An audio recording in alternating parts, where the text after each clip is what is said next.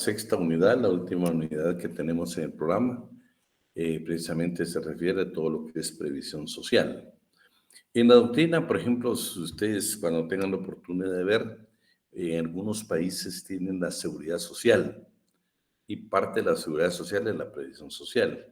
Pero Guatemala, siguiendo un orden que tiene también muchos tratadistas, entonces dice que la previsión va a ser única y ahí pues vamos a encontrar la seguridad social.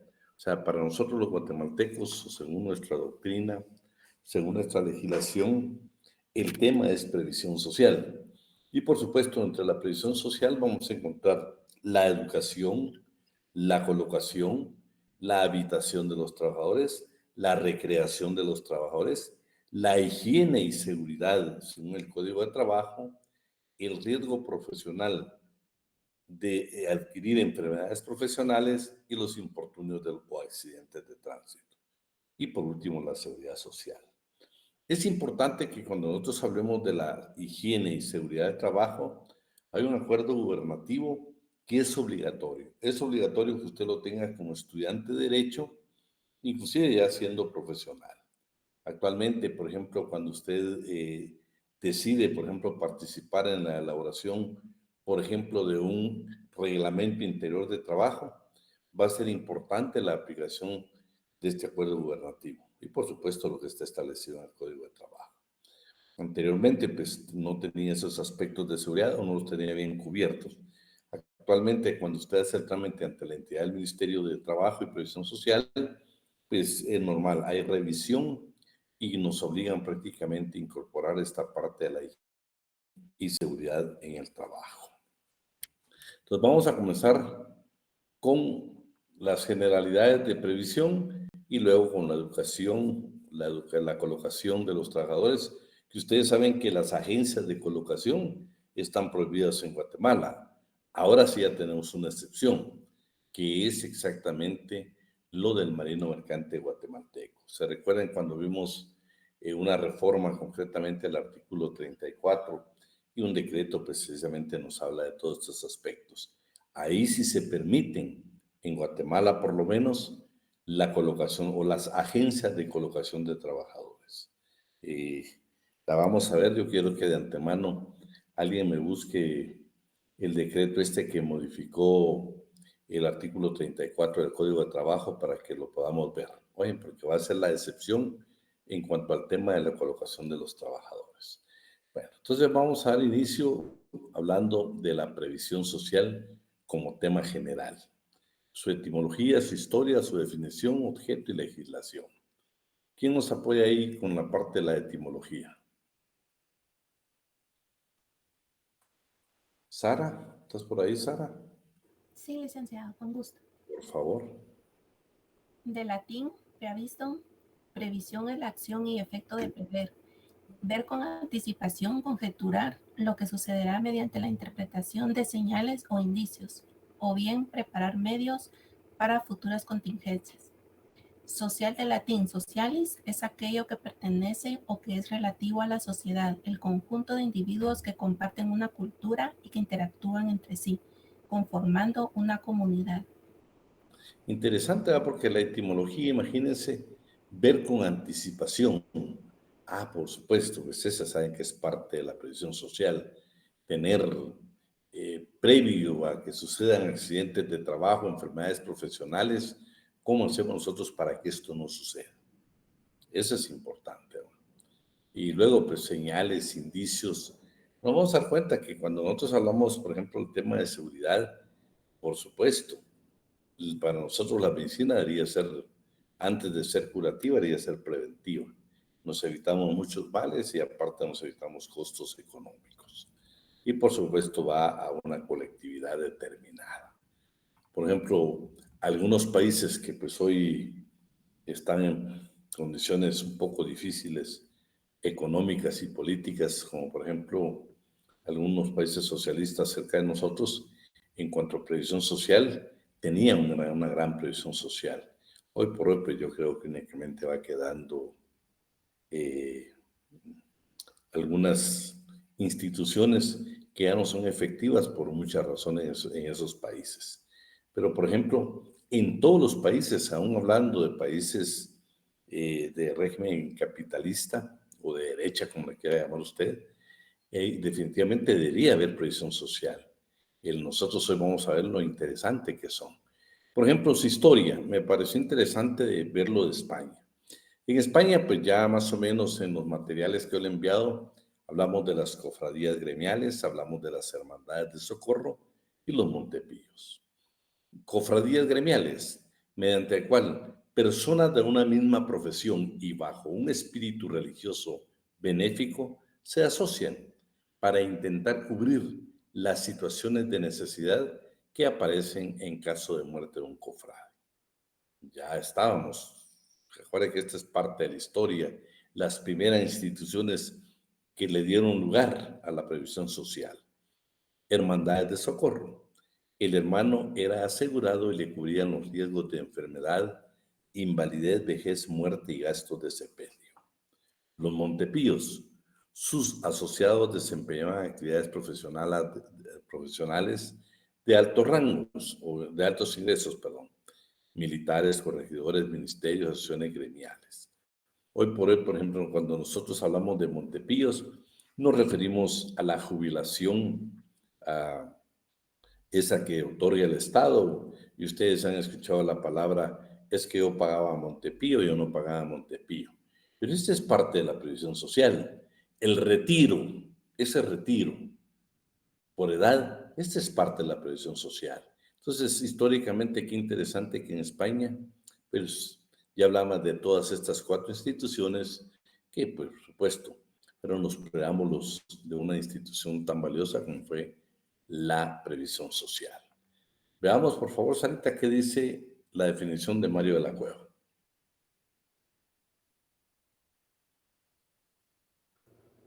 Según el tratadista Mario de la Cueva, es la política y las instituciones que se proponen contribuir a la preparación y ocupación del trabajador, a facilitarle una vida cómoda e higiénica y a asegurarle contra las consecuencias de los riesgos naturales y sociales, susceptibles de privarle de su capacidad de trabajo y ganancia. Bueno, vean qué interesante la definición. El objeto, según, continuando con Mario de la Cueva, dice que es cuidar la integridad del trabajador en relación de dependencia y de su salud a lo largo de su vida profesional, y lo recoge en la adversidad cuando los años o infortunio lo incapacita para el trabajo. Qué importante es ustedes. La mayoría de ustedes son jóvenes. Vean, un consejo muy valioso para la vida. Piensen ustedes en que va a llegar el atardecer. Piensen en eso. Piensen en su retiro. Son jóvenes. Yo se los digo como un consejo que precisamente con mi esposa lo hemos vivido. No, yo les digo, cuando nosotros teníamos 20, 25 años y nos estaban hablando de contribuir, por ejemplo, a clases pasivas del Estado, pagar el seguro social, pagar la cuota de IDS, era complicado porque uno dice, pues mis 20, 25 años, mis 30 años, pues no estoy yo pensando en que va a llegar, no vamos a decir la vejez, sino el atardecer, va, se ve más bonito. Llegue el atardecer, vieran cuando llegue el atardecer, entonces uno se da cuenta de la necesidad de la previsión social, la necesidad de tener un fondo de retiro, la necesidad de estar cubierto por lo que llaman jubilaciones. De veras, no tienen ustedes lo importante. Bueno, ustedes tienen su familia, su propia familia. Hoy por hoy saben que tenemos programas que en quienes nunca pueden gozar de una pensión, pues está el adulto mayor. Algo otro tipo de ayuda que tiene, por ejemplo, el Ministerio de Desarrollo, también el Ministerio de Economía. Pero por favor, eso no llena las expectativas. Las expectativas es de que a una edad muy temprana usted también piense de que va a llegar el atardecer. Es interesante ese tema para platicarlo en familia, platicarlo con los amigos. Platicamos de la vida, pero no platicamos que esa vida también nos va a determinar diferentes estadios de nuestra nuestra propia vida. Así de que en la época productiva, el día que usted trabaje, por ejemplo, sabe que ahora con un trabajador ya es obligación pagar el Instituto Guatemalteco de Seguridad Social. Si tenemos familia que trabaja en casa particular, claro, no cubre todos los programas, de hecho no cubre el IBS, pero cubre otros aspectos. Hay que dialogar la importancia que se tiene en cuanto a la previsión social, en cuanto a un retiro, en cuanto a una seguridad, y no digamos, pues, si nosotros aperturamos una empresa, la necesidad que vamos a tener de evitarle al trabajador accidentes o enfermedades profesionales. Según la legislación, el artículo 274, pues ya lo hemos leído en varias ocasiones, dice, el Ministerio de Trabajo y Previsión Social tiene a su cargo la dirección, estudio y despacho de todos los asuntos relativos a trabajo y a la previsión social, y debe vigilar por el desarrollo, mejoramiento y aplicación de todas las disposiciones legales referentes a estas materias, que no sean competencia de los tribunales, principalmente los que tengan por objeto directo fijar y armonizar las relaciones entre patronos y trabajadores. Lo interesante es que le toca al Ministerio de Trabajo y Previsión Social también velar todo lo relativo a la previsión social. Sin embargo, en el segundo párrafo ya nos da en cuanto a la seguridad social, esa parte de trabajar conjuntamente con el Instituto Guatemalteco de Seguridad Social. Dice, dicho ministerio, o sea, el Ministerio de Trabajo y Previsión Social y el Instituto Guatemalteco de Seguridad Social deben coordinar su acción en materia de previsión social, con sujeción a lo que dispone la ley orgánica de este último y sus reglamentos. Hoy por hoy saben que yo siempre, durante todos estos tiempos, he hablado de los 4 grandes programas que tiene el Instituto Guatemalteco de Seguridad Social. Enfermedad común que nosotros le llamamos el famoso EMA, enfermedad, maternidad y accidentes. Teníamos, por ejemplo, el IBS, teníamos la protección a la mujer de casa particular y precisamente lo relativo a la niñez y a la adolescencia. Esos 4 programas eran los más valiosos del Instituto Guatemalteco de Seguridad Social. Hoy por hoy tenemos uno adicional, que es el de migrante guatemalteco. Qué interesante que son disposiciones recientes que por supuesto la vamos a ver en clase. Bueno, pues resulta que si tuviéramos un conflicto entre estas materias o estas materias con otras, ¿cómo lo debe valorar un juez? Artículo 16, preeminencia del Código de Trabajo. En caso de conflicto entre leyes de trabajo o de previsión social de cualquier índole, debe predominar las primeras, o sea, las de trabajo y las de previsión social, y no hay preeminencia entre las leyes de previsión social y de trabajo. ¿Qué quiere decir? Que estamos con otras materias, con otras leyes, va a predominar lo que dice en materia laboral y lo que dice en materia de previsión social. Y por supuesto, ¿qué pasa si tenemos dificultad entre una ley de previsión social y una ley de trabajo? Dice que entre ellas tienen el mismo rango. ¿Sabe por qué le platico esto? Porque hoy por hoy, por ejemplo, nos encontramos con el bendito problema de que hay jueces de orden civil que, por ejemplo, embargan el salario mínimo. Y se recuerda, creo que es el artículo 96, si no me corrige, alguien que lo pueda buscar, donde dice que son inembargables y el inciso habla el salario mínimo. Y los salarios creo que dice que no excedan de 300 quetzales, una cantidad pues mínima. Lo interesante es que el primer párrafo dice que no pueden embargarse los salarios mínimos.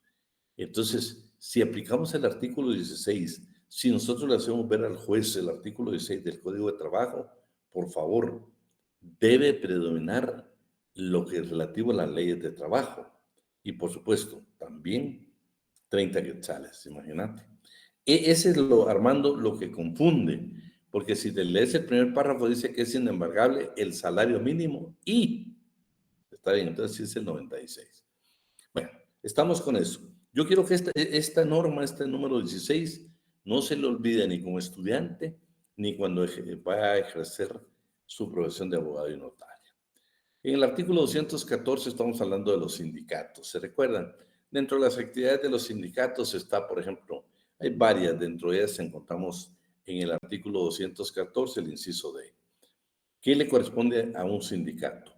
Puede crear, administrar, solucionar instituciones, establecimientos, obras sociales, actividades comerciales que no tengan lucro y que van a contribuir a mejorar el nivel de vida de los trabajadores y que sean de utilidad común para sus miembros, tales como cooperativas, entidades deportivas, educacionales, culturales, de asistencia y previsión social. Tan importante entonces que es aquel artículo que vimos de los gastos administrativos, esos gastos que debe un sindicato establecerlos en los estatutos. Se dieron cuenta que era el único motivo, bueno, hay dos o tres, pero uno de los motivos era precisamente el no definir claramente en qué o cómo se van a distribuir los fondos que recibe un sindicato. Ese es el motivo para rechazar, por ejemplo, los estatutos de un sindicato por parte del Ministerio de Trabajo y Previsión Social. Entonces, tienen ellos precisamente para cubrir todas estas actividades los fondos. En época de pandemia, no porque me lo contaron, sino porque mi esposa en el lugar donde trabaja pertenece al sindicato. Solo déjenme ver que la coordinadora nos está pidiendo ingresar.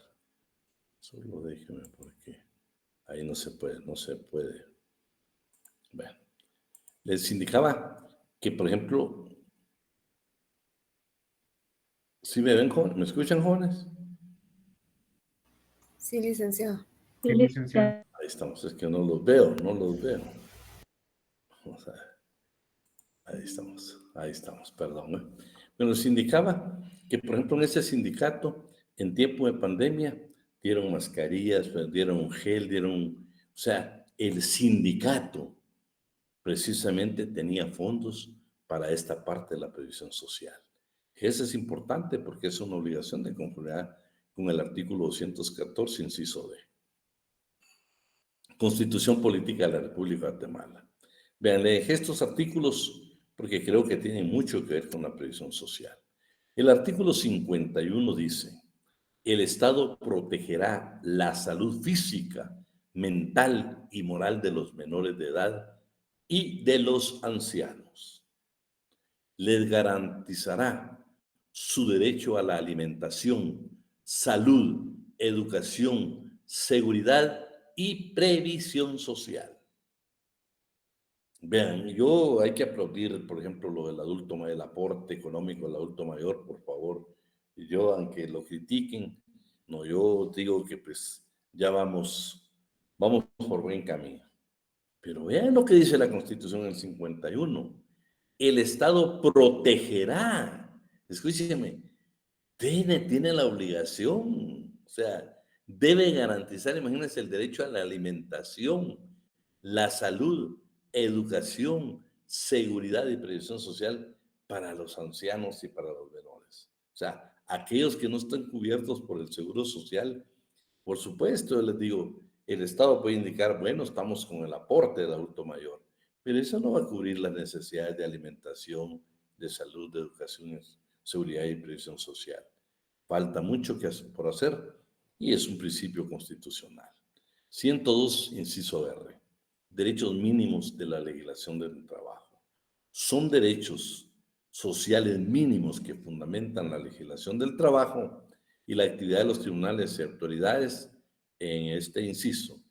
El establecimiento de instituciones económicas y de previsión social que en beneficio de los trabajadores otorguen prestaciones de todo orden, especialmente por invalidez, jubilación y sobrevivencia. Si somos trabajadores dependientes, está el Instituto Guatemalteco de Seguridad, que no es opcional hoy. En Guatemala es una obligación. O sea, ustedes, patrono, tienen la obligación. No es opcional, no es, bueno, le voy a preguntar a los trabajadores si quieren o no quieren por los descuentos que los inscriban en un seguro social. No, señor, es una obligación. Bueno, ya entramos entonces, ya hablamos de previsión social en términos generales. Hoy hablemos un poquito de la educación, la colocación, la habilitación y los demás temas. Veamos lo relativo a la educación. Su definición: se le considera como la primera medida de previsión social y se le define como la organización encaminada a preparar a hombres para un trabajo útil y eficiente. Su misma preparación hoy académica que usted tiene como estudiante de Derecho, y es porque estoy seguro y convencido que usted va a vencer cualquier obstáculo y con la bendición de Dios usted se va a graduar.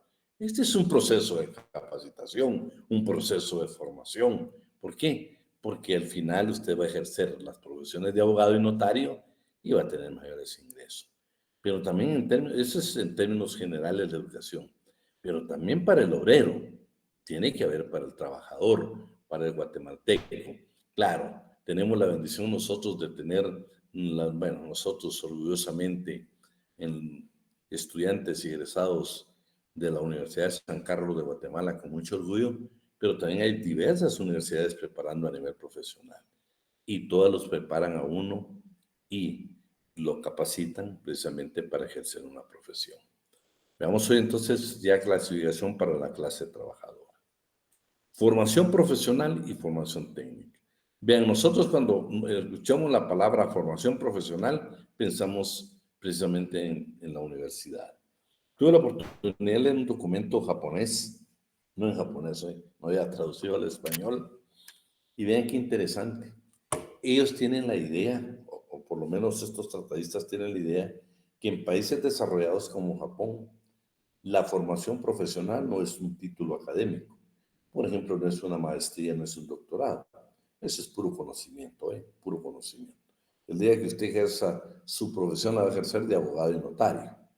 Claro, usted puede decir, en su tarjeta va a poner ahí, por ejemplo, vamos a ver quién. Vamos a echarle la bendición a alguien para que cuando ya esté graduado me llame y me diga, mire, usted me profetizó. Vamos a buscar a una mujer. Vamos a buscar a Andrea Gabriela Corona. Imagínate, pues, que día en su tarjeta va a poner doctora en Derecho, ¿sí? Y Andrés Carranza, doctor en Derecho. Claro que eso le da un plus, pero siempre los van a contratar porque necesitan notariado o necesitan algo de abogacía, pero no el doctorado que usted tiene. El doctorado es parte de su preparación. Es como decía el doctor Villegas Lara, que por años fue director de la escuela de posgrado. Él siempre decía, por favor, la maestría y el doctorado es un grado académico, no para vanidad ni para que lo contraten, es puro conocimiento, es para que usted crezca para poder ejercer las profesiones de abogado y notario. Usted va a ser contratado por ser abogado o bien ser notario. Entonces usted va a ver, se los digo porque, vean, depende de la personalidad que nosotros tengamos, depende de nuestro criterio que nosotros tengamos de la vida, el criterio que tengamos de sí mismo. Hay quienes les fascina que les digan doctor, hay quienes se molestan si usted no les dice doctor, pero pues hay que respetar, ¿va? Si alguien con eso es feliz, pues que sea feliz. Y pues si a usted le dicen licenciado, o muchas veces, por ejemplo, yo tengo un problema serio de tratar de voz a las personas, pero no lo hago por menospreciar a nadie. Para mí es la forma de acercamiento, para mí es la forma de tener yo un poco más de comunión con las personas. Es mi forma de ser. A mí no me molesta en lo absoluto que me digan, mira, Idamba, ni siquiera que me digan licenciado. No, eso para mí no tiene relevancia. Pero para quienes sí, entonces para que los tenga, pues sí, por respeto hay que hacerlo. Por respeto hay que hacerlo para que todo el mundo se sienta cómodo. Entonces, fíjense que entonces ellos decían que la formación profesional era, por ejemplo, si Allenson Reyes entraba, por ejemplo, a trabajar en una empresa, decían, ellos dicen, la profesionalización de Allenson va a ser de la siguiente manera. Entra, por ejemplo, al departamento de, ¿qué podemos decir?, de contabilidad. Luego la trasladan al departamento de auditoría. Luego posiblemente la trasladan a otro departamento. Porque ellos decían que la forma de profesionalizar a sus trabajadores es que conozca todas las dependencias de la institución, de la empresa, y eso le va a hacer una profesional. porque entonces la empresa tenía una trabajadora como Alison que le podía cubrir cualquier aspecto. Para ellos eso era la profesionalización y que los títulos era conocimiento. Entonces acá lo que nosotros tenemos es la clasificación a la hora nosotros de la educación en previsión social, la formación profesional y la capacitación técnica. Formación profesional, conjunto de modalidades de aprendizaje sistematizado que tienen por objetivo la formación sociolaboral para para que en el trabajo, involucrando, dice, desde el nivel de calificación de introducción al mundo del trabajo hasta la alta especialización. Yo creo que nos deja casi con un tema muy personal de nosotros crecer en una empresa, adquirir el conocimiento científico a través de una educación secular, una educación, que le dijera yo, una educación técnica, una educación universitaria o como sea, pero que al final va a ser desde que usted inició en una empresa hasta la alta especialización que pueda tener.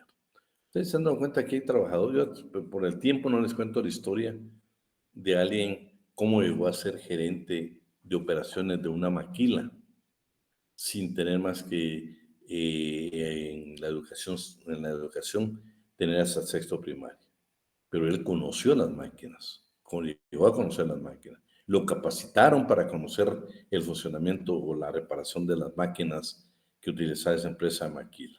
Es un guatemalteco, que es una muy bonita historia, que él a través de la capacitación técnica logró ser gerente de operaciones, escúchenme, siendo nada más con un sexto primario.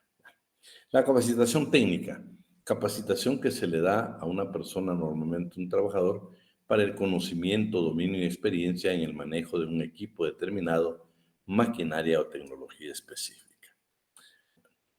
Ya hemos hablado, entonces, la formación y capacitación para el empleo. ¿Quién la va a tener? ¿Quién va a ser dentro de la estructura de la sociedad guatemalteca? ¿Quién va a tener a cargo todo esto? Por supuesto, el Ministerio de Trabajo y Previsión Social a través de la Dirección General de Trabajo. Ya nos dimos cuenta y les puse nada más algunas situaciones que se dan o qué es lo que hace, por ejemplo, esta sección de formación y capacitación que pertenece a la Dirección General de Trabajo del Ministerio de Trabajo y Previsión Social. Vamos a ver, ¿estás por ahí todavía? Bueno, hoy voy a molestar a alguien más. Amanda Bobadilla, ¿estás por ahí? Sí, licenciado. Léeme donde dice sección de formación y capacitación. Sección de Formación y Capacitación, SECAFOR. Es la unidad administrativa responsable de contribuir en el desarrollo, impulso y gestión de capacitación técnica y formación profesional del recurso humano de la población guatemalteca, con énfasis en la que se encuentra en situación de vulnerabilidad, a través de la generación de acciones que permitan potenciar sus posibilidades de inserción laboral. La sección tiene a su cargo la ejecución del programa de capacitación técnica para el empleo, el cual tiene como objetivo incidir en el desarrollo de colectivos vulnerables, potenciando sus habilidades y competencias técnicas como estrategia clave para el incremento de los ingresos familiares, la reducción de la informalidad del empleo y el aumento de posibilidades de inserción al mercado laboral a través de un empleo formal, autoempleo o emprendimiento. Muy bien. Le dejo ahí dos definiciones. ¿Qué son habilidades blandas y qué son habilidades técnicas? Que por cierto, hoy le hablan otro montón de habilidades. Cuando usted vea y pues quiera leer un poco, va a encontrar cualquier clase. Nosotros nos concretamos casi a estos dos términos. ¿Qué son las habilidades blandas y habilidades técnicas? Por favor, Amanda. Comentario. Las habilidades blandas se refieren a las características y competencias personales que muestran cómo una persona se desenvuelve con los demás. Es una similitud de habilidades sociales o habilidades interpersonales. Las habilidades técnicas son aquellas que sirven para desempeñar una función específica y que se desarrollan por medio de la formación, capacitación o entrenamiento. Muy bien. Bueno, hablando de la legislación, tenemos el Código de Trabajo, tenemos este acuerdo gubernativo número 215-2012, que es el reglamento orgánico interno del Ministerio de Trabajo y Previsión Social, la Constitución Política de la República de Guatemala, la Ley Orgánica del Instituto Técnico de Previsión y Productividad, el famoso INTECAP, y la Ley Orgánica del Instituto de Administración Pública.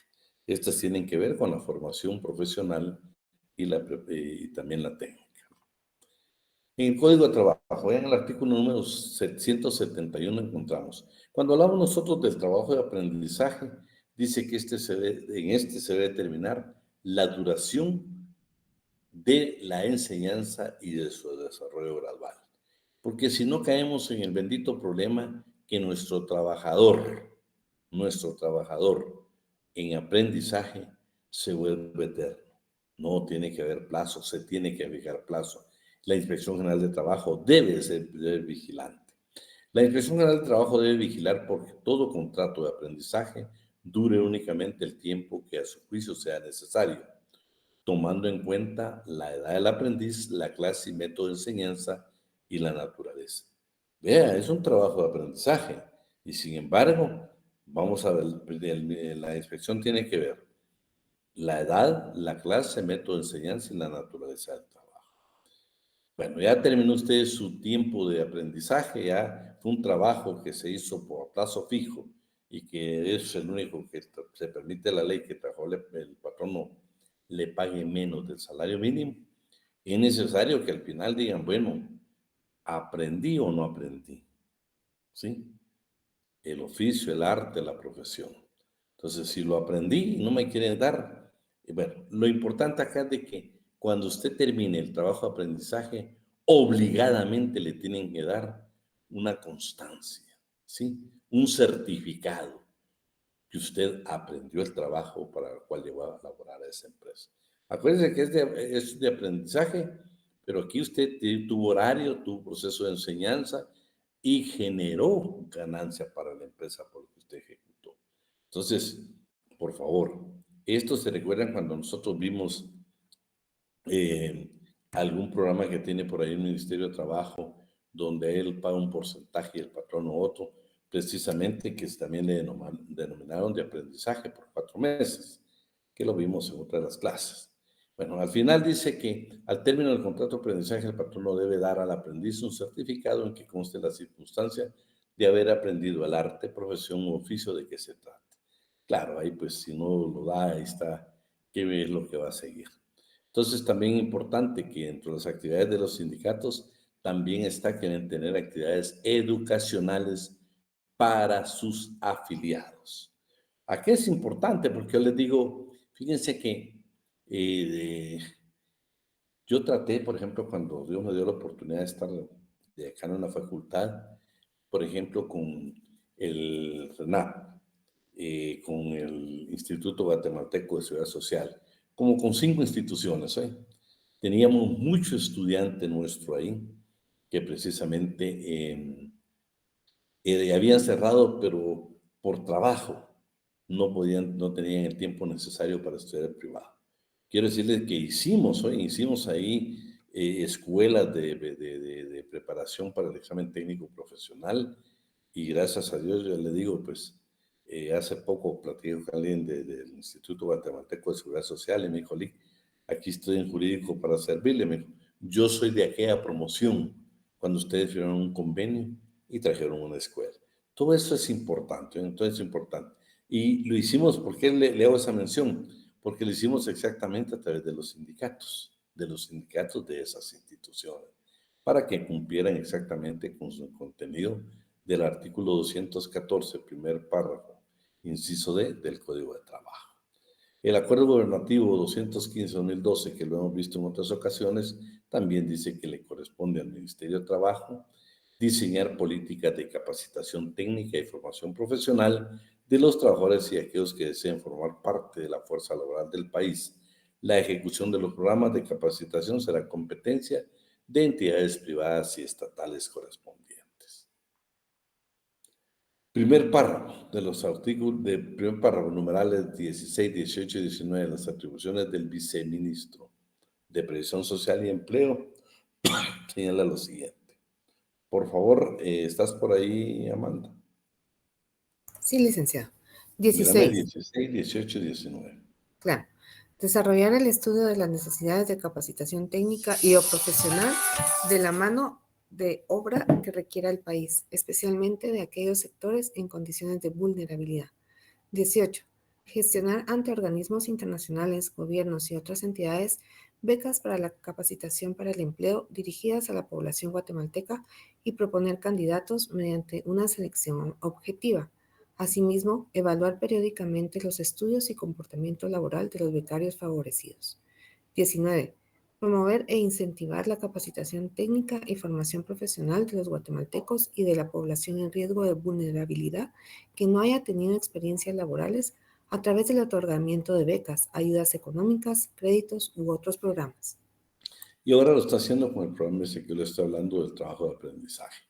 En la Constitución Política de la República, como estamos hablando ahorita de la previsión social, pero el tema de la educación, ¿no? En la Constitución Política de la República de Guatemala, por ejemplo, en el artículo 71, se garantiza la libertad de enseñanza y criterio docente.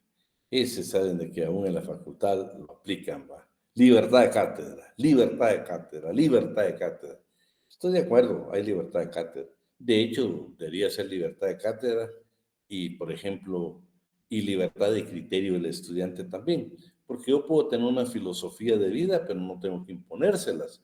Yo sencillamente tengo criterio para poder yo dar mis opiniones, pero nunca obligarlos a ustedes a que piensen como su servidor. No, eso es, no lo señala la Constitución. Se garantiza la libertad de enseñanza, bueno, son métodos, ¿sí? Métodos. Y de criterio docente, también son métodos.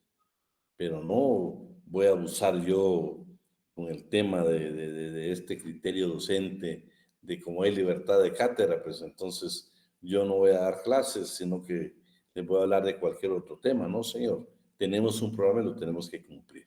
O sea, este es otro aspecto de manera general. Es obligación del Estado proporcionar y facilitar la educación a sus habitantes sin discriminación alguna. Se declara la utilidad y necesidades públicas la fundación y mantenimiento de centros educativos, culturales y museos. Vean qué interesante, principio constitucional. No solo de centros educativos, culturales y museos. Museos ya nos hemos quedado muy escasos, ¿eh? Que por cierto, les quiero decir que acabo de ver ahí este programa que tiene como para que uno pueda, no sé cómo le llaman, Noche de Museos, ¿no? Pero por ejemplo que la parte esta de la Aurora, la aperturan por la noche para que los guatemaltecos con su familia puedan asistir. Me parece novedoso y me parece muy bien. No, todas esas cosas, pues, aunque sea en mínima parte, nos dan un poco de descanso mental después de jornadas excesivas de trabajo. El artículo 74 dice educación obligatoria. El Estado proveerá y promoverá becas y créditos educativos. Ahí estamos en deuda, estamos en deuda. Por ejemplo, si yo le preguntara a usted, y le voy a hacer la pregunta, ¿usted sabe de las becas que otorga la universidad? Contésteme por ahí, escríbame.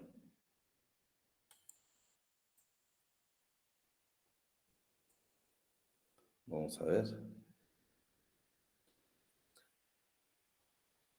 No, Los que sí saben un poquito, dígame alguna novedad de la beca. Ya en la mayoría no tenemos conocimiento, pero alguien que ya ha tenido beca o que conoce las becas, por lo menos que nos escriba si no quiere platicar, que nos escriba ahí. Bueno, luego les dice no las aprovechamos, ¿va?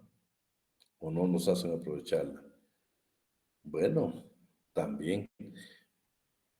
Fíjate que es importante, yo te digo, hay un centro universitario nuestro en Sololá, por ejemplo.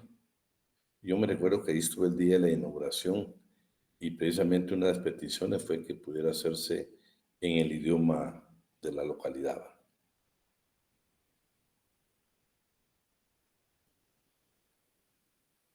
Bueno, sí, bueno, me hubiera maestro, gustado. Sí, dígame, mi querido licenciado Alan, que tengo que decir cada vez que lo veo, Lo felicito por ese matrimonio el próximo año. Saludos, señores, ¿cómo están? Buenas tardes para todos. Fíjese que referente al tema que usted está tratando, la Universidad de San Carlos, en mi tiempo de estudiante, pues yo nunca vi a alguien que se ganara una beca, sino que cuando ya me gradué y tuve la bendición y honor de ser mandatario de la Universidad de San Carlos y asesor en el departamento jurídico, lo que sí me puede percatar que la universidad, por ejemplo, le entrega a uno cierta cantidad de dinero y eso le sirve a uno como para sufragar los gastos que uno va teniendo durante su carrera. Llama poderosamente la atención porque habían muchos casos, muchos expedientes en donde el estudiante efectivamente se le entregaba el dinero y se firmaba un contrato, se firmaba un reconocimiento de deuda, pero al finalizar o cuando ya se graduaba, lastimosamente los egresados ya no cancelaban. Y yo recuperé, me recuerdo, si no me falla la memoria, aproximadamente unos 5 o 6 expedientes. Porque pues nuestra labor era recuperar esa cartera, recuperar esa deuda que se tenía hacia la universidad. Entonces, son estas cosas que efectivamente usted dice, no conocemos o la universidad tal vez no hace mayor publicidad. A mí me llamó mucho la atención porque son al final erogaciones o apoyo que también se le dan a los estudiantes de escasos recursos y que muchos y muchas veces tuvimos escasez durante nuestra etapa de estudios, pero interesante esta etapa, también esta fase, también ahora no sé si se continúan dando, eran cobros por ejemplo del 90, del 85, creo que ahí estaba usted activo en la facultad. Entonces, se lo comento porque guarda relación un poco con lo que se está discutiendo acá, ¿verdad? Sí. Fíjese que lo que el licenciado Alan está comentando, yo conocí becas, por ejemplo, reembolsables, que le llaman, que al final pues uno tiene que devolverlas. Vi un estudiante precisamente de Jalapa, que se trasladó para acá con nosotros, que le limitaron su derecho a graduarse porque no pagaban.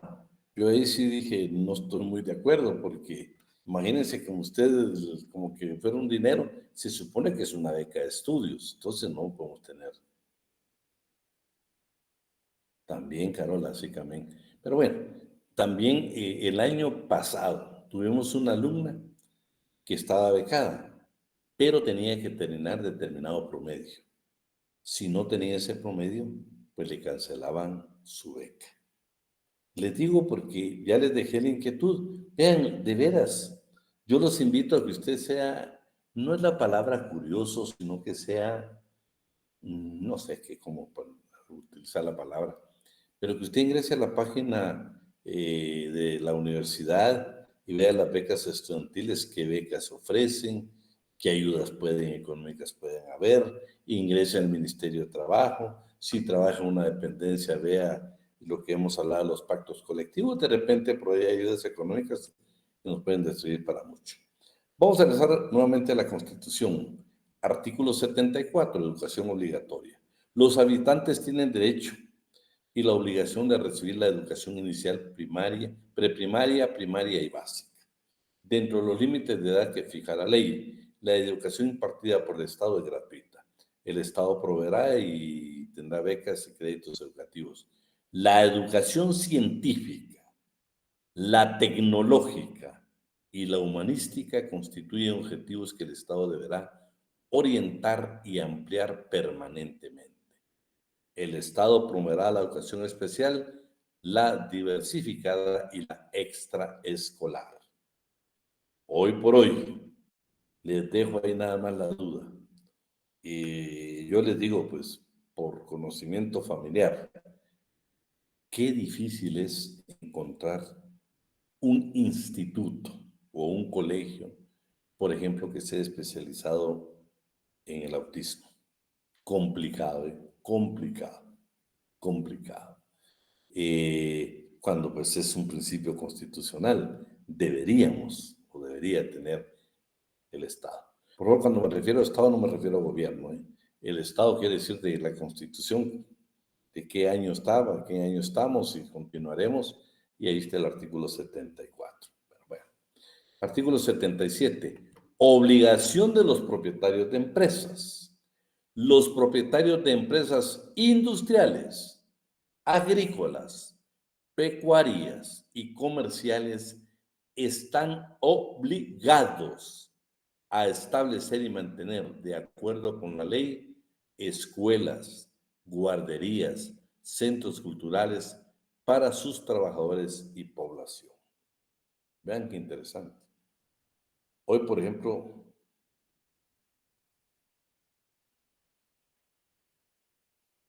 no las describen, va a imaginarte los cabos igual. Pero vean este 77, ustedes qué interesante.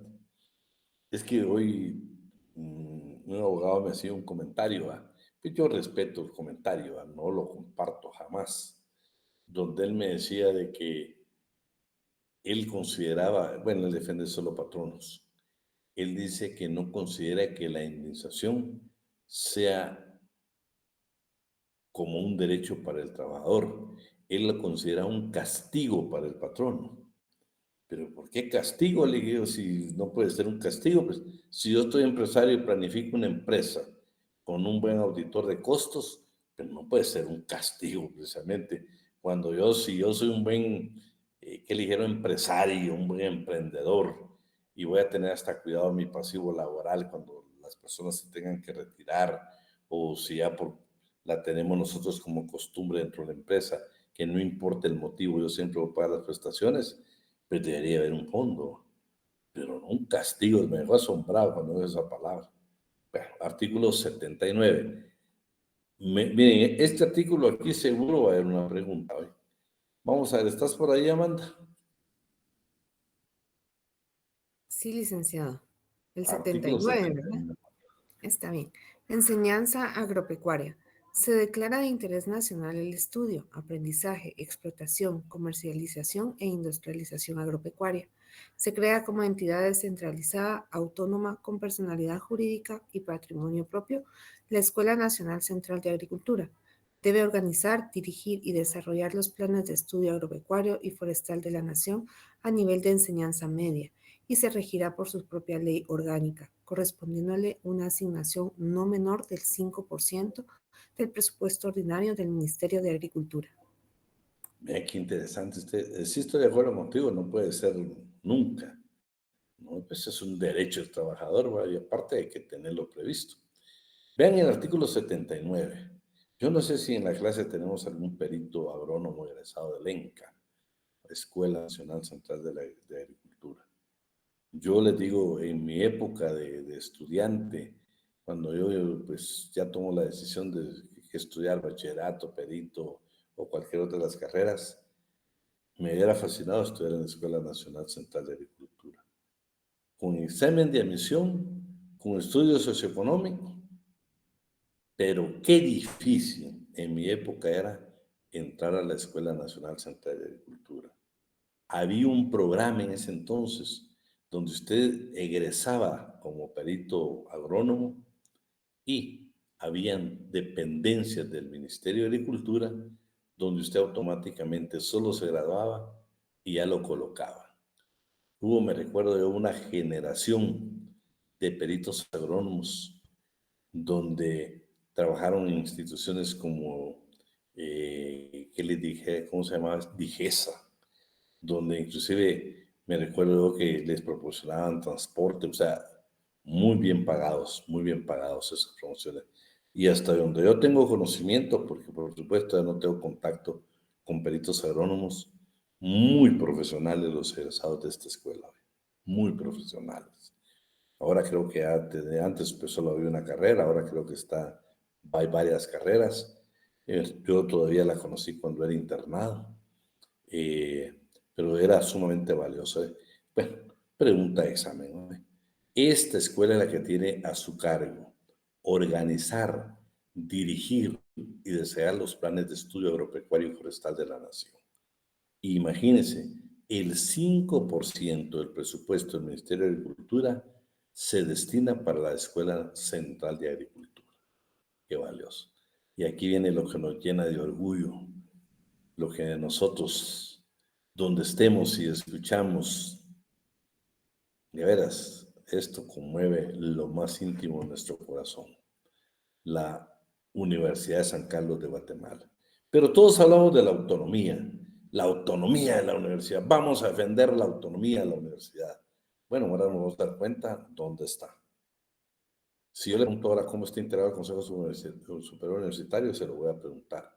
Si yo le voy, se me ocurre preguntarle quién autoriza el funcionamiento de universidades privadas, hoy lo vamos a saber juntos. Por favor, Amanda, artículo 82. Artículo 82. Autonomía de la Universidad de San Carlos de Guatemala. La Universidad de San Carlos de Guatemala es una institución autónoma con personalidad jurídica. En su carácter de única universidad estatal, le corresponde con exclusividad dirigir, organizar y desarrollar la educación superior del Estado y la educación profesional universitaria estatal, así como la difusión de la cultura en todas sus manifestaciones. Promoverá por todos los medios a su alcance la investigación de todas las esferas del saber humano y cooperará al estudio y solución de los problemas nacionales. Se rige por su ley orgánica y por los estatutos y reglamentos que ella emita, debiendo observarse en la conformación de los órganos de dirección el principio de representación de sus catedráticos titulares, sus graduados y sus estudiantes. Hasta ahí está la de los profesores titulares, ¿sí? Pero vamos, ¿cuál es su gobierno, sí? Ya ahora yo le puedo preguntar estos temas de la Universidad de San Carlos, que estas iban a ser preguntas obligatorias. Veamos el gobierno, artículo 83, Amanda. Gobierno de la Universidad de San Carlos de Guatemala.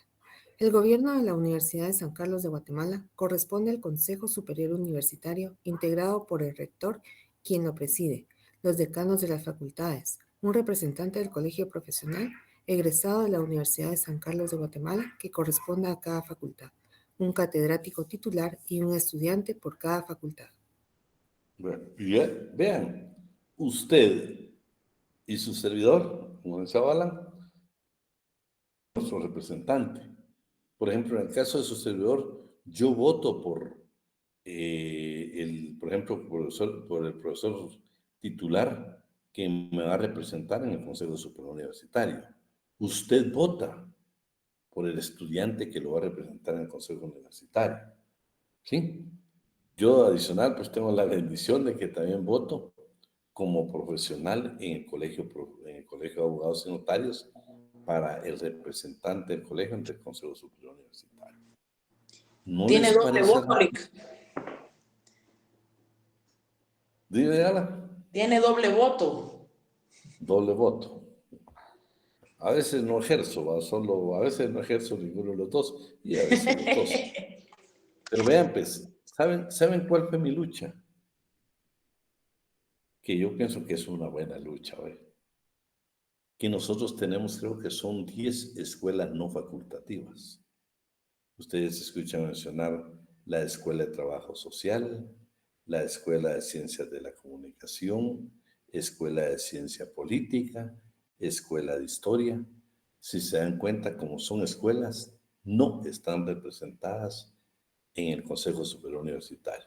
Y si les digo no como polémica, no, fue mi lucha. Yo siempre dije, cuando fui decano, mis 4 años que yo pertenecía al Consejo Superior Universitario como decano, siempre me pregunté y hice la pregunta, ¿por qué no permitimos que las escuelas no facultativas se constituyan en facultades y puedan integrar también el Consejo Superior Universitario? Pero creo que es una lucha que siguen teniendo las escuelas no facultativas. No nos vamos a detener ahí, ¿va? Porque eso ya es parte como política. Universidades privadas. Vamos, Amanda. Artículo 85. Universidades privadas. A las universidades privadas, que son instituciones independientes, les corresponde organizar y desarrollar la educación superior privada de la nación, con el fin de contribuir a la formación profesional, a la investigación científica, a la difusión de la cultura y al estudio y solución de los problemas nacionales. Desde que sea autorizado el funcionamiento de una universidad privada, tendrá personalidad jurídica y libertad para crear sus facultades e institutos, desarrollar sus actividades académicas y docentes, así como para el desenvolvimiento de sus planos y programas de estudio. Fíjate qué interesante. Dice, a la difusión de la cultura, al estudio y solución de los problemas nacionales. También a ellos les corresponde a todos pronunciarse. Hoy, por ejemplo, lo que estamos viendo en Guatemala, sea a favor o en contra, tienen que pronunciarse. Lo dice el artículo 85 de la Constitución Política. Bueno, pero veamos quién nos autoriza, porque ni siquiera eso estábamos enterados. Todo el mundo me dice a mí, ¿por qué la universidad sigue creando tantas universidades? Momento. Miren lo que dice el artículo 86. ¿De cuántos votos? Los votos que tiene San Carlos son insuficientes para, por ejemplo, rechazar la inscripción de una universidad. O sea, no somos nosotros los responsables. Claro, posiblemente algunos delegados hayan votado por la creación de algunas universidades, pero no somos nosotros. O sea, hablando de números, no somos la Universidad de San Carlos quienes decidimos. Amanda, por favor. Artículo 86. Consejo de la Enseñanza Privada Superior. El Consejo de la Enseñanza Privada Superior tendrá las funciones de velar porque se mantenga el nivel académico en las universidades privadas sin menoscabo de su independencia y de autorizar la creación de nuevas universidades. Detenete ahí. También este Consejo de Enseñanza Privada Superior tiene a cargo autorizar la creación de nuevas universidades. Continuamos. Se integra por 2 delegados de la Universidad de San Carlos de Guatemala, 2 delegados de las universidades privadas y un delegado electo por los presidentes de los colegios profesionales que no ejerza cargo alguno en ninguna universidad. La presidencia se ejercerá en forma rotativa. La ley regulará esta materia. Nosotros de 5 votos tenemos 2. Sí, tenemos 2. Entonces, claro, acuérdense que es la actual constitución, ¿va? Hay universidades que ya venían creadas antes de esta constitución. Pero hoy sí ya salimos de la duda. No es la Universidad de San Carlos de Guatemala la que autoriza universidades privadas. Es el Consejo de Enseñanza Privada Superior. Bueno, ustedes también hemos escuchado de que José Rodolfo Flores, por ejemplo, tiene un familiar que se fue a estudiar, por ejemplo, medicina a Cuba, que hay unos programas, por ejemplo, unas becas donde usted puede ir a graduarse de ingeniero y de otras materias a Corea, no del norte, sino Corea del Sur. Pero tantas becas que hay para que usted se pueda ir a profesionalizar o graduarse de profesional en una universidad extranjera.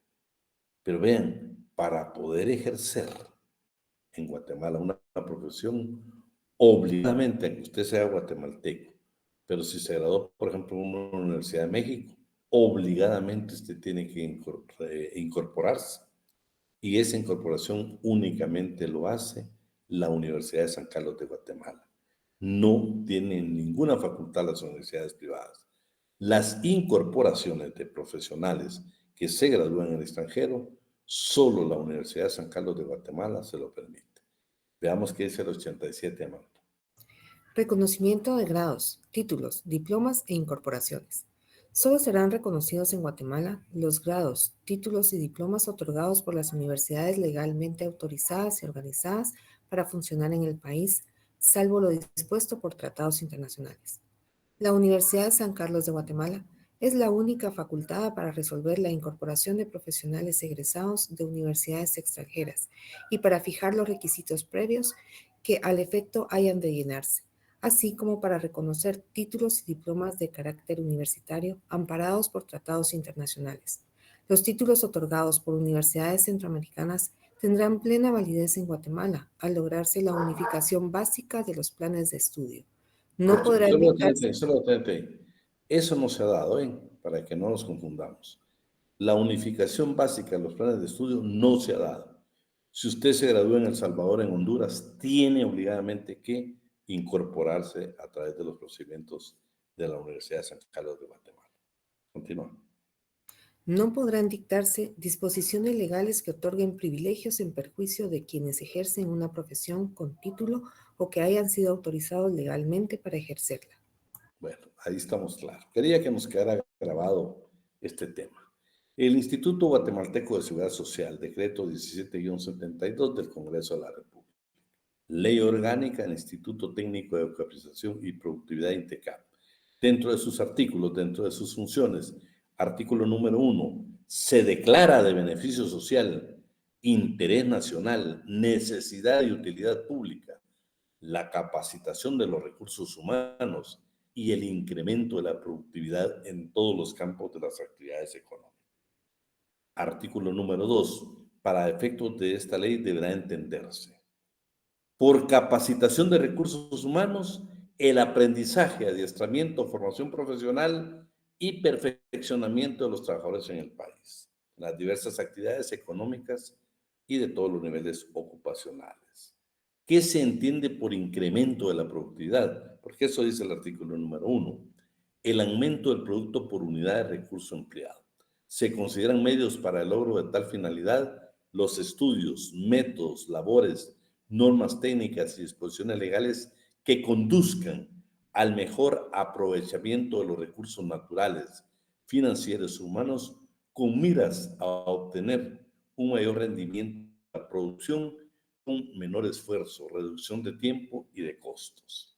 Artículo número 4. Dentro de las prescripciones de esta ley y sus reglamentos, el instituto, o sea, el INTECAP, desarrollar sus actividades fundamentalmente en los campos agropecuario, industrial, comercial, servicios, artesanal y en todos los niveles ocupacionales. Otros objetivos. Artículo número 5, primer párrafo. Objetivos y funciones del instituto son los siguientes. Colocar con los planes de desarrollo del gobierno en consecución de las metas de formación y capacitación de la mano de obra. El instituto realizará las siguientes actividades. Con relación a los recursos humanos, programas de capacitación con énfasis en la formación profesional acelerada, de acuerdo a un orden de prioridades, para capacitar fundamentalmente a los trabajadores del nivel primario y especial a aquellos que carezcan de ocupación. Con relación a las empresas, ayuda o asesoría técnica, investigación y administración científica en diferentes tipos de programas. El instituto podrá facilitar a las empresas los servicios de sus técnicos y expertos para efectuar estudios e investigación relacionadas con la productividad, organización científica y capacitación laboral, inclusive pruebas psicotécnicas y de aptitud. Estas actividades las desarrolla el instituto a solicitud de las empresas. Amanda, léeme el número 3, por favor. Con gusto. Con relación al aprendizaje. Realizar dentro de la ley en todo territorio nacional actividades para el aprendizaje de menores de 18 y mayores de 14 años, no solo fuera, sino principalmente dentro de la empresa y contando con su anuencia, creando, instalando, equipando y operando los centros necesarios. Continuamos. En relación a la seguridad e higiene laborales, enseñar los principios y adiestrar a las técnicas de la prevención de accidentes a los trabajadores y a los patronos, efectuando esta labor tanto como dentro como fuera de las empresas, contando con su anuencia en todos los sectores de la economía y a todos los niveles, en colaboración con el Instituto Guatemalteco de Seguridad Social. 5. Con relación a la venta y mercadotecnia. Contribuir a la realización de la formación técnico-administrativa en todos los niveles del personal necesario para el fomento, planificación y realización del mercadeo. Con relación a nivel ocupacional medio. Organizar y desarrollar carreras técnicas cortas en los diferentes sectores de la economía, quedando facultado al instituto para otorgar títulos, diplomas o certificados con plena validez legal, quedando entendido que el instituto no asume ninguna función en el campo de la enseñanza superior ni de la educación profesional universitaria, pero podrá suscribir convenios de mutua colaboración con la Universidad de San Carlos de Guatemala, universidades privadas que funcionen legalmente en el país u otros organismos nacionales o extranjeros de reconocida categoría para el cumplimiento de los objetivos, funciones y actividades que le señala esta ley. 7. Con relación al personal del instituto, labores, entrenamiento o becas que sean necesarias para formarlos al más alto grado. 8. Con relación al comercio y servicios. en colaboración con las entidades nacionales de fomento y promoción de las exportaciones, estudios de la demanda o de los mercados existentes o potenciales nacionales, centroamericanos o extranjeros, medios y métodos de promoción, publicidad, exhibición y ventas, asesoría técnica, adiestramiento o preparación de personal. 9. Con relación a las industrias de la construcción, estudios, indagación y divulgación de los materiales de construcción en uso o potenciales y de los métodos y técnicas de planeamiento y ejecución de obras desde el punto de vista de la productividad. 10. Con relación a aspectos económicos, realizar por grupos de actividades industrial estudios relacionados con la organización, producción, distribución, rendimiento y otros aspectos de las empresas, pudiendo efectuar estudios individuales cuando así lo soliciten los interesados. Y 11. Con relación a la divulgación, desarrollar una amplia difusión de los objetivos, funciones y actividades dentro de los diversos sectores de la opinión pública, con el propósito de lograr comprensión y colaboración con el desarrollo de sus planes de trabajo. Vean, pero este artículo número 11, ¿por qué se lo dejé? Porque se recuerdan que vimos de que para que los extranjeros trabajen en Guatemala se requieren permisos, bueno, una serie de requisitos que están establecidos. Alguien que me verifique artículo que estará por el 11 o el 13 del Código de Trabajo. Alguien que me verifique, lo escribimos por ahí. Pero por favor quiero que lo leamos, Amanda, para que nos quede grabado. El segundo párrafo es importante en relación a los extranjeros que pueden trabajar en Guatemala. Acuérdense que aquí estamos hablando de técnicos que nos van a ir a preparar. Alguien que por ahí que me pudiera apoyar buscando estos artículos, donde habla de los extranjeros que van a trabajar en Guatemala. Bueno, mientras tanto, léete el artículo número 11, Amanda, por favor. Artículo 11. Para el logro de sus fines, el instituto podrá contratar dentro de sus posibilidades normas legales y reglamentarias, los técnicos y expertos que se estimen necesarios. El gobierno podrá dar preferencia al instituto, si así lo estima conveniente, cuando la cooperación técnica internacional ponga a disposición del país expertos y becas del estudio o especialización en campos relacionados con sus objetivos. Bueno, la organización, ¿sí? Hay una junta directiva, un consejo consultivo y la gerencia.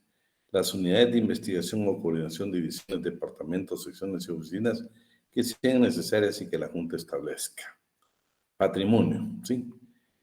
Para contribuir, léeme este también para que nos quede grabado, para que no solo yo platique. Artículo 28, primer párrafo. Para contribuir al financiamiento de las labores del instituto, se establece a su favor una tasa patronal que será pagada mensualmente por las empresas y entidades privadas y por las entidades públicas que realicen actividades con fines lucrativos sobre la totalidad de las planillas de sueldos y salarios, exceptuándose aquellas que no sean sujeto de contribución del Instituto Guatemalteco de Seguridad Social. ¿Continúo? Espérate, solo quiero que te tengas ahí. Si yo le preguntara a usted, ¿contribuyen los trabajadores al financiamiento del INTECAP? ¿Qué me diría? Escríbalo. Vean el artículo que dio lectura Amanda. ¿Qué dicen? Ya se me durmieron. Muy bien, Amanda. Pero Amanda la leyó, pero usted, ¿quién más escribe? Es que vean qué interesante. Para contribuir al financiamiento de las labores del instituto se establece a favor una tasa patronal. ¿Y cómo va a ser pagada? A través de las planillas del Instituto Guatemalteco de Seguridad Social. Miremos el 29, miremos los siguientes, por favor. 29. Se exceptúa del pago de esta tasa las universidades legalmente establecidas en el país y las empresas o entidades privadas que no persiguen fines lucrativos. Artículo 30. El monto y pago de la tasa podrá ser rebajado hasta un 80% cuando una empresa o entidad, mediante convenio suscrito con el instituto, realice sus propios programas de formación profesional. El monto de la rebaja se establecerá de acuerdo con el número de trabajadores que la empresa pueda adiestrar con sus propios medios, siempre que dicho adiestramiento sea aprobado y supervisado por el instituto. Esta rebaja tomará la forma de reembolso trimestral del instituto basado con el convenio referido. Ese sí Basado lo voy a preguntar también. El artículo 30 lo voy a preguntar. Y el 31 también lo vamos a preguntar. Artículo 31. La tasa será recaudada por el Instituto Guatemalteco de Seguridad Social, ICS, al mismo tiempo que recaude sus propias contribuciones, depositándose el monto cobrado directamente en la cuenta bancaria del INTECAP, quedando entendido que quedarán excluidas del cobro las empresas o entidades exceptuadas en esta ley. El ICS recibirá por este servicio el 2% del monto de las sumas recaudadas, que deducirá de las mismas. Bueno, ven qué interesante. Quien recauda este porcentaje que va para el INTECAP es el Instituto Guatemalteco de Seguridad Social. Y por decirle algo, de comisión, lo que lo que cobra por ese servicio es un 2%. Ahí lo establece el artículo 31. Ley Orgánica del Instituto Nacional de Administración Pública. Este lo han escuchado ustedes. Está su creación en el artículo número 2, se crea el Instituto Nacional de Administración Pública, que se denominará abreviadamente ENAP, con el carácter de entidad estatal descentralizada, semiautónoma, no lucrativa, personalidad jurídica, patrimonio propio y plena capacidad para adquirir derechos y contraer obligaciones. Importante esta parte de entidad estatal descentralizada. ¿Saben por qué? Siempre les dejan un trabajo en derecho administrativo y que les indiquen cuáles son las entidades autónomas, cuáles son las descentralizadas, y uno se complica la vida. Basta con buscar todas las instituciones. En este caso le dicen de que esta es una entidad descentralizada. Artículo 14. Sistemas de formación y capacitación. ¿Sí? Queda obligado a integrar las actividades de formación especializada y capacitación de los servidores públicos. Este Instituto Nacional de Administración Pública es el que tiene a su cargo la formación especializada y la capacitación de los servidores públicos que actualmente se ejecutan y que les dispongan en el futuro. Pero quien le corresponde entonces al sector público es el Instituto Nacional de Administración Pública. Quien le corresponde a la iniciativa privada o a aquellas entidades del Estado que tengan carácter lucrativo es el INTECAP. Sí, estamos con esas bien claritos, va. Lo vamos a dejar ahí porque por cuestiones de tiempo creo que ya sí. Bueno, todavía no, la colocación de los trabajadores es una cosa mínima. La colocación de los trabajadores le encontramos su definición, sistemas y legislación. Su definición es toda actividad destinada a relacionar a los trabajadores que buscan o necesitan empleo con empresarios o patronos que dispongan de la ocupación retribuida. Yo le voy a pedir favor a alguien ahí que me busque. Licenciado Alan, no sé si ya se nos fue el licenciado Alan.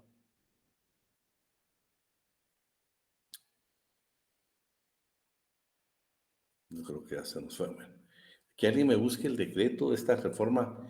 Es un decreto que habla del trabajador del marino mercante guatemalteco, que esta ley reformó el artículo 34, pero es una ley específica. ¿Saben por qué me gustaría hacerle? Yo no la tengo aquí a la mano, no sé si la tengo acá en las actividades, pero bueno, si no me la busca, porque queremos hacer un comentario ahí. ¿Qué sistemas tiene? 10-2022, ahí, pero verifiquémoslo, Víctor, solo verifiquemos. Sistemas, intermediación privada, sistema oficial o acción del Estado y acción sindical. Ya usted sabe cuál es la que va a aplicar en Guatemala. La privada, constituida por agencias o empresas privadas que desarrollan una función de contacto, acercamiento entre la empresa necesitada de los servicios personales y los trabajadores, asegurándose que el trabajador reúna las calidades morales de educación, éticas y sociales. En Guatemala existe la prohibición expresa para las empresas de colocación lucrativas. O sea, aquí no se permiten hoy. Y se recuerdan que hay un convenio de la Organización Internacional del Trabajo que prohíbe precisamente estas empresas de colocación. Sistema oficial o de acción del Estado. Aquí acuérdense ustedes que tenemos los kioscos, tenemos las ferias del empleo, entonces el Estado sí lo puede hacer. Guatemala sí acoge el sistema oficial o acción del Estado. En este sistema, las agencias de colocación de trabajadores son establecidas por el Estado, no persiguen actividad de lucro.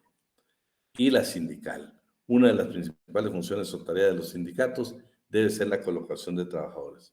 En Guatemala tampoco aplica, tampoco aplica. En Guatemala nos encontramos con el sistema oficial o acción del Estado. Nada más, Víctor, que me verificara si estamos bien con este decreto. El artículo 14. Va. Víctor, tal vez aprovechando que este es ahí. Este es importante. Para el examen vamos a incluir este decreto. Víctor, ¿estás por ahí? Sí, licenciado. Va, solo léeme el decreto, el número del decreto y cómo se le denomina. Y ese va a ser sujeto de evaluación para el final. ¿El que está presentando o el que yo le busqué? No, el que tenés ahí. Ok. Este es el decreto número 10-2022, cual decreta la ley para el fomento del trabajo marítimo mercante guatemalteco en el extranjero. Bueno, vean pues, ya Víctor lo dejó, ya quedó grabado acá y es sujeto de evaluación para el final, ¿sí? No está dentro del material, no me recuerdo si más abajo puede estar, pero de todos modos si no está, ya Víctor ya lo indicó. Ahora buscate, Víctor, ahí donde habla de las agencias de colocación. Y para que me lo comentes ahí al rato. Bueno, entonces, Acuerdo Gubernativo número 215-2012, que es el Reglamento Orgánico Interno del Ministerio de Trabajo, dentro de las atribuciones en el artículo 12, primer párrafo, numerales 9, 11, 12 y 13, que son las atribuciones del Ministerio, del Viceministerio de Previsión Social y Empleo, están las siguientes, ¿sí? Diseñar y coordinar las políticas de empleo, promoverlas, divulgarlas y ejecutarlas bajo los lineamientos de la administración pública en materia de empleo. Actualizar la base de datos de plazas vacantes en las diferentes entidades del sector privado, a efecto de entrelazar a los empleadores y trabajadores con el objeto de generar oportunidad de empleo. 12. Autorizar con la mayor celeridad los permisos individuales o empresariales que se extiendan a extranjeros para trabajar en el país y a empleadores para la contratación de aquellos, bajo la responsabilidad del Director General de Empleo, así como mantener actualizado dicho registro. Y 13, establecer controles y verificación de cumplimiento de normas para trabajadores guatemaltecos en el extranjero en coordinación con otras dependencias del Estado. Servicio Nacional de Empleo. Pertenece a la Dirección General de Empleo y está precisamente en la memoria de labores. El Servicio Nacional de Empleo es un servicio público gratuito, ¿sí?, que contribuye a elevar los niveles de ocupación de los guatemaltecos a través de procesos de intermediación laboral que facilitan el encuentro permanente de la oferta y la demanda de empleo, orientando laboralmente a los trabajadores para identificar sus capacidades, vincularlos favorablemente con los empleadores o para derivarlos a servicios empresariales o sociales, facilitándoles información pertinente. El Servicio Nacional de Empleo tiene como objetivo promover la inserción laboral de los trabajadores vinculados al mercado laboral de acuerdo a los requerimientos y necesidades del recurso humano de las empresas. Facilitar a las empresas la incorporación de trabajadores con capacidades idóneas para la cobertura de sus puestos vacantes, permitiéndoles adecuados procesos de reclutamiento. Contribuir al fortalecimiento de la empleabilidad de los trabajadores, facilitándoles la orientación laboral para que mejoren sus posibilidades de empleo, asalariado o la inserción en el emprendimiento. Proveer servicios especializados a los empleadores en materia de selección de personal, con una manera de fortalecer la capacidad del Servicio Nacional de Empleo de intermediar laboralmente. Dentro de esas tenemos las ferias del empleo, las que de los... Amanda, ¿estás por ahí? Solo que veamos estas definiciones. Sí, Tenemos sí. las ferias del empleo, los kioscos del empleo, las famosas BUME, las ventanillas únicas municipales de empleo. Pero como son definiciones y las podemos preguntar en el examen, por favor, Amanda. Está bien. Ferias del empleo. Son eventos de intermediación laboral encaminados a facilitar la comunicación de oferentes y demandantes del mercado de trabajo, con la finalidad de adecuar los perfiles de las personas en búsqueda de un empleo y para empleadores en búsqueda de un talento humano que les permita incrementar su productividad y competitividad. Kioscos de empleo Son eventos públicos que de la misma forma que las ferias de empleo tienen como finalidad acercar a un mismo espacio físico o virtual a la oferta y la demanda de trabajo para facilitar a las personas en búsqueda de un empleo vincularse al mercado laboral. Ventanillas únicas municipales de empleo, BUME. El Ministerio de Trabajo y Previsión Social ha suscrito y renovado convenios de cooperación interinstitucional con gobiernos locales para el seguimiento y funcionamiento de las ventanillas únicas municipales de empleo, con el fin de generar acciones que brinden una alternativa al tejido empresarial a nivel local, que demanda recurso humano y a los postulantes que ofrecen su mano de obra. Bueno, ahí está. Víctor, ¿no me encontraste? Sí, licenciado, sobre las agencias de colocación. Sí, ¿qué artículo es? Es el artículo 1, el inciso A. Habla sobre las agencias de contratación o de colocación. Léetelo, por favor, Víctor, para que nos quede grabado. ¿Todo el artículo, licenciado, o solo el inciso? No solo el inciso. Ok. Inciso A, agencias de colocación o de contratación o colocación. Toda persona, empresa, institución, agencia u otra entidad pública o privada cuya actividad consista en contratar gente de mar por cuenta de otros armadores o en colocarla al servicio de los armadores. Bueno, sí tenemos entonces la excepción. ¿Cuál es la excepción? Fíjese que ya le indiqué, ahí está un convenio de la Organización Internacional del Trabajo que indica que están prohibidas las empresas de colocación. En Guatemala ya vimos que solo es la estatal, vimos que le corresponde al Ministerio de Trabajo, ya vimos los kioscos, ya vimos las ferias del empleo, vimos las ventanillas municipales, y bueno, tenían otros programas, no sé si todavía los tienen, había una bolsa, por ejemplo, donde usted ingresaba los datos, tenían con otros 4 o 5 programas más, se recuerdan, inclusive puede ser beca Mi Primer Empleo, pero creo que estas son las más generales que ellos tienen. Pero por favor, para efectos de examen, vamos a preguntar el decreto que Víctor le indicó, el 10/2022, ¿va, Víctor? Sí, licenciado. Bueno, y aparte yo creo que Víctor también lo dejó ahí. Lo vamos a dejar ahí para que la próxima clase pues ya miremos la parte de la habitación de los trabajadores del Estado. Así que quiero que no si hay alguna pregunta, pues que la veamos y si no, pues si Dios quiere, por favor nos vemos el día viernes. Yo quisiera que en la medida de sus posibilidades estén con nosotros. La próxima semana, pues sabemos que hay un día de descanso, porque creo que es el miércoles, el día de descanso. Pero el día viernes, si Dios quiere, pues va a estar iniciado Alan. Y la siguiente semana, pues estamos terminando nosotros. Nos quedan exactamente 2 semanas para poder compartir con ustedes. Y por favor, quisiéramos que no faltaran, que estuvieran con nosotros. Así de que si no hay preguntas, un fuerte abrazo y si Dios quiere, nos vemos el día viernes. Feliz tarde, licenciado. Feliz tarde, Gracias, licenciado. Ida.